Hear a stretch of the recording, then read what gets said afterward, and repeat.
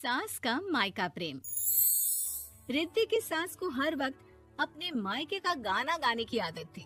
अरे बस कर ना माँ, मामा का ये किस्सा तो 50 बार पहले भी सुना चुकी है। अरे हाँ, तो क्यों ना बताऊं। तेरे चाचा तो उस वक्त हाथ झाड़ कर खड़े हो गए थे। तब मामा ही था तेरा जो आगे आया और मदद की। देखो अब ठीक है ना, जो हो गया सो हो गया। क्यों एक बात को हमेशा गाती रहती हो, घर आ गई है उसे तो सबको मान कर चलना है ना, कि सिर्फ सास का मायका ही समझेगी वो। तभी वहाँ रिद्धि आ जाती है। माँ, आज मैं घर जा सकती हूँ? माँ को मेरी बहुत याद आ रही है। शादी के बाद एक बार भी नहीं गई। हाँ तो कौन जाता है। अरे मेरी शादी के बाद जब मैं विदाई होकर आई, इतना बड़ा ससुराल मेरा, खाने वाले 10 लोग और बनाने वाली मैं सिर्फ एक। ऐसा जैसे सिर्फ खाना बनाने के लिए ही ब्याह किया है। वो तो मेरा भाई था, गांव से एक काम करने वाली चाची को भेज दिया जो मेरा हाथ पटाती थी, और उसको पैसा, खाना, कपड़ा, रहने के लिए कमरा, वो सब किसने दिया था? तुम्हारे भाई ने। ये मामला रोज का था। ससुर भी जब गुस्सा होते तो वो सारी बात कह देते जो उनके मन में इतने समय से चल रही थी। मेरा भाई, भाभी, भतीजा, भतीजी सब छुड़वा दिया। मैंने जीवन भर सिर्फ तुम्हारे परिवार वालों से निभाया, लेकिन अब भी चैन नहीं है तुमको। बहू के सामने सास को लगा कि उसकी बेइज्जती हो रही है। अब सुन बहू, अपने कमरे में जा, कहीं नहीं जाना मायके वायके। घर का काम कौन करेगा? पड़ोसन। बहू समझ जाती है मामला गर्म चल रहा है। कमरे में जाने में ही भलाई है। कमरे में क्या है? हर वक्त चिक चिक चिक चिक करती रहती है। कल ताई मिली थी तुम्हारी मुझे, लेकिन मजाल है सासू माँ की उन्होंने एक बुराई की हो, लेकिन सासू माँ हाँ, जब देखो तब ससुराल के लोगों की बुराई करती रहती है। बेचारे पापा जी कितना मिस करते हैं अपने घर वालों को। मेरा तो बड़ा मन करता है कि ताऊ जी, चाचा जी और सब मिलकर रहे, ना साथ रहे लेकिन आना जाना तो ठीक से रखे। हिंदुस्तान और पाकिस्तान एक हो सकता है, लेकिन चाचा और ताऊ के परिवार के साथ हम लोगों का मिलन ना जी ना, कभी नहीं हो सकता। ये बात है। देखिए मेरे साथ ना ज्यादा चैलेंज मत करिएगा। ऐसा कोई काम नहीं है जो मैं नहीं कर सकती। ससुर जी जो कि बहू की बात सुन रहे थे सामने आ जाते हैं। अरे बेटा, तू ये कर सकती है तो प्लीज मेरा परिवार किसी तरह मुझसे मिलवा दे। सारी जवानी तो मैंने किसी तरह काट ली, लेकिन जीवन के इस पड़ाव पर बहुत याद आती है मेरे परिवार की। हाँ हाँ पिताजी, आप चिंता मत करिए, बस मेरा साथ देते रहिए आप दोनों। फिर देखिए कैसे माँ जी भी ठीक हो जाएंगी और पूरा परिवार भी एक हो जाएगा। थोड़ी देर बाद बहू सामान लेकर घर से निकल रही होती है कि मना किया था ना तुझे मायके जाने के लिए, फिर क्यों जा रही है? बहू कुछ कहती इससे पहले ही बेटा बोलने लगता है।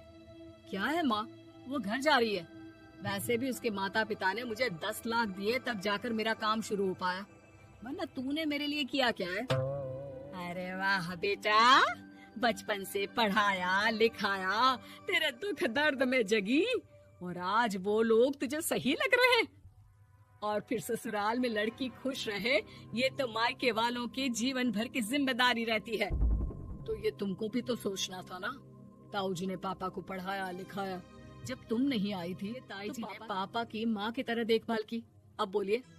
अरे तू कुछ नहीं जानता बेटा, तेरे पापा को सब पता है, तभी वो उन लोगों से वास्ता नहीं रखते। मैं उन लोगों को जानता हूँ, लेकिन मैं तुम्हें नहीं जानता कि तुम्हारे मन के लायक काम नहीं हुआ तो तुम घर की शांति बर्बाद कर दोगी। सास जोर जोर से चिल्लाने लगती है। तभी वहाँ सास का भाई आ जाता है। अरे क्यों आप लोग मेरी बहन को परेशान करते रहते हैं? जीजा कम थे जब बहू भी आ गई।